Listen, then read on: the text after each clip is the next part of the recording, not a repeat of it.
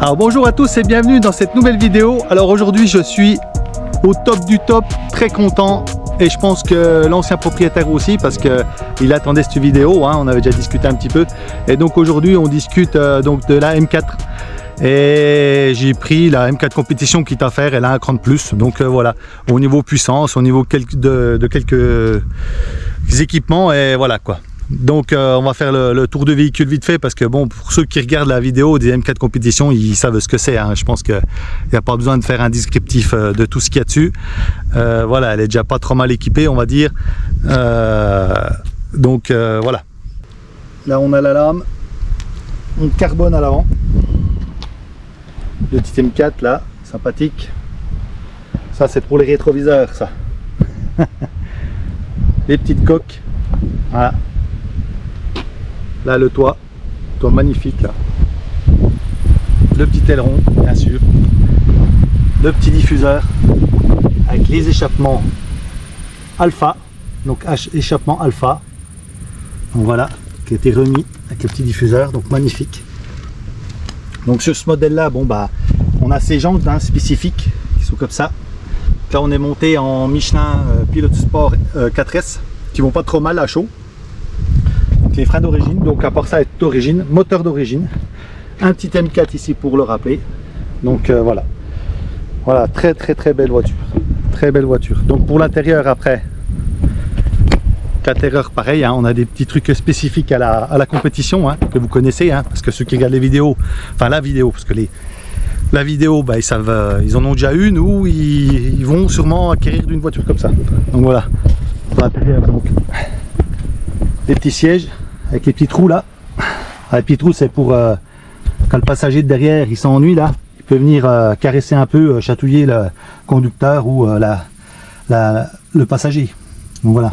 Bon, le seul petit défaut c'est ça, hein. Les M là ils se craquelotent là, bon, il existe des revêtements pour remettre dessus, hein. Donc voilà. Donc le petit volant, donc M avec les maps, les deux maps, hein, ça bon bah voilà. L'écran qui est magnifique là-dessus, hein. Voilà. Et on a un petit peu de carbone aussi. Donc là, à ce niveau-là, vitesse. Donc là, on a tout pour les réglages. Volant, suspension, voilà, dureté, boîte. Un petit peu de carbone là-bas. Et puis voilà. Donc c'est une 4 places. Donc on voit bien, hein, 4 places. Au milieu, il y a un truc central. Donc dedans pour 4 adultes, hein, c'est bien, hein, on est déjà monté dedans à 4 adultes, c'est très bien. Ah, il fallait aussi que je vous fasse une petite confidence, hein. J'ai quand même un point faible, hein. C'est la danse. Mais avec celle-là, là, c'est la lambada, hein, je peux vous dire. Hein. Ça danse, ça danse, ça danse. Ah la vache, la vache. Ah, je peux vous dire que pourtant j'en ai des propulsions en diesel. Mais il y a un peu plus de coupe, du coup c'est moins la valse quoi. Là c'est la lambada, là, la lambada. Aïe aïe aïe. Là je me mets un peu dans le véhicule là parce qu'il y a un petit peu de vent, on a du mal à m'entendre. Donc ce véhicule je l'ai acheté avec un courtier en automobile, ça existe maintenant. Bon, j'ai dit je vais essayer pour voir, voilà. Donc c'est une voiture que j'ai achetée, j'ai même pas levé le capot, hein. Donc pour vous dire, parce qu'il y avait des garanties, il y avait plein de choses, enfin il y a un expert qui va voir le véhicule, enfin toutes ces choses là quoi. On a les rapports à chaque fois, je sais pas si vous connaissez, mais bon. Donc voilà, moi je connaissais pas, j'ai essayé, bon, je peux pas dire que je suis satisfait à 100% parce que bon, il peut pas être dans le moteur non plus, parce que là j'ai eu un petit peu de péripéties, hein. Donc je l'ai acheté à moins de 100 000 km et du coup j'ai roulé, et puis moi je suis un peu un maniaque, donc j'ai tendance à regarder le niveau d'huile, niveau d'eau, tous ces trucs là. Voilà, quand j'ai une voiture je suis toujours après quoi. Tous les 300-400 km je fais un petit débouchage et puis je regarde, et puis là bah, je m'aperçois que l'huile descend. Bon, je me dis est-ce que c'est normal, je vais voir 2-3 forums, 2-3 trucs. Bon, il y en a qui disent non. J'ai un copain qui a une M3 compétition qui me dit bah je brûle pas 1 cm d'huile. Je me dis là problème, donc je me dis comme il y a une garantie, pas de souci. On va remédier à la chose, donc je l'ai emmené au garage, et puis le garage a détecté donc une fuite du carter bas et le carter en haut aussi, donc qui est en plastique là. donc qui fuit, les deux fuient, donc coulaient dans la plaque en aluminium, je crois que c'est l'aluminium en dessous, souvenir, je sais plus. Et bah du coup j'avais pas de fuite plus que ça dans le garage, mais quand je devais rouler, bah l'huile devait partir sous l'auto ou sur la route, enfin, voilà quoi. Donc les moteurs devaient être contents derrière. Bon, du coup la garantie ne prend pas compte de ces fuites là. Du coup bah j'ai pris à ma charge donc les frais. Et comme l'ancien propriétaire il a gardé qu'un mois l'auto, bah il n'a pas vu, ou je sais pas, et je sais pas trop ce qui s'est passé. Bon, peu importe. Et du coup bah on est arrivé à tout démonter, et là quand ils ont démonté le carter du bas, ils se sont aperçus qu'il y avait de l'émail de fer. Donc l'émail de fer, bah problème au moteur. Donc là tout de suite, bah, coussinet de bielle, donc démontage des coussinets de bielle. Et oui, bah en effet, donc une usure, voilà, pas foutue, mais commençait à s'user. Donc voilà, donc on a tout refait ça m'a coûté un gros billet.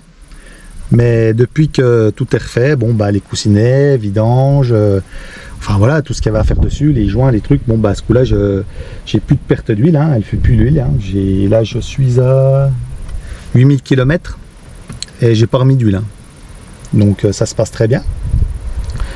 Et donc au niveau puissance, il me semblait qu'elle marchait un peu plus fort que je pensais qu'une M4 compétition. Du coup je me suis dit je vais l'emmener au banc d'essai. Et là, en l'emmenant au banc d'essai, bah, résultat, c'est qu'elle sort plus de chevaux que à l'origine constructeur. Alors, du coup, bah, je me suis un peu renseigné et apparemment, les Allemandes sortent un peu plus de chevaux. Est-ce que c'est juste, pas juste? Voilà, si vous avez une M4 compétition, est-ce que vous sortez plus de 450 chevaux? À voir, je sais pas. Donc voilà. Mais maintenant, je suis très content de la voiture. Donc le truc qu'il y a, c'est que bon, je me suis un peu penché sur ces voitures, donc c'est modèle M, que moi j'ai toujours roulé diesel, de toute façon la plupart des vidéos que j'ai c'est des diesel. Et là je me suis un peu renseigné, savoir si le moteur était fiable, si tout était en ordre et tout. Bon, les moteurs sont bien, il n'y a pas de souci là-dessus. Le seul souci c'est que bah, quand ils sortent un peu plus de chevaux comme celle-là, faut des poulies renforcées. Donc là, je pense que pour fiabiliser ce S55, donc le crank up là qu'il faut changer ici là, qui est derrière, bon bah après il y a du démontage, parce que c'est pris sur la chaîne. Donc c'est le pignon qui est en bas sur le vilebrequin. Donc il perce donc deux trous, ils viennent mettre la pièce et puis là ça bouge plus parce que la pièce là d'origine elle est juste mise et serrée avec un boulon. Du coup si on met trop d'à-coups ou qu'on commence à faire un peu la brute, on va dire, de circuit, bah, ça peut éventuellement tourner et puis casser le moteur, ou des fois bah, le moteur se coupe parce qu'il est décalé. Donc au meilleur des cas c'est ça quoi.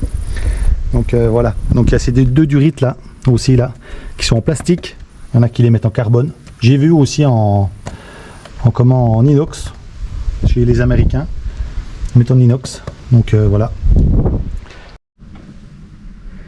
allez, le petit démarrage qui fait toujours plaisir. Donc là il est en mode normal.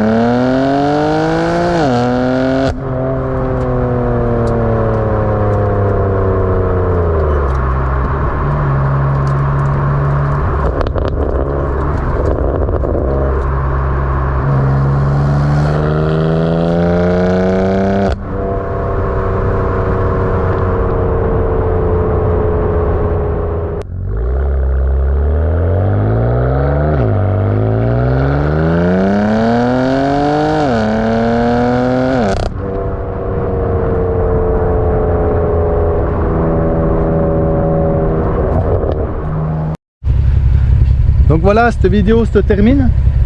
Donc pour ceux qui ont eu des soucis comme moi, donc de coussinet de bielle ou même de turbo ou de quoi que ce soit, fuite d'huile ou perte d'huile, bah, voilà, hein.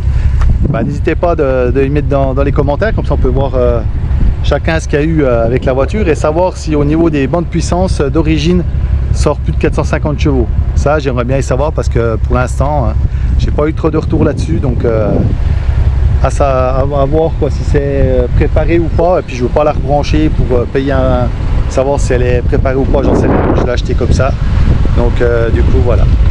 Bon bah j'espère que ça vous a plu et puis je vous dis à la prochaine. Ciao les amis.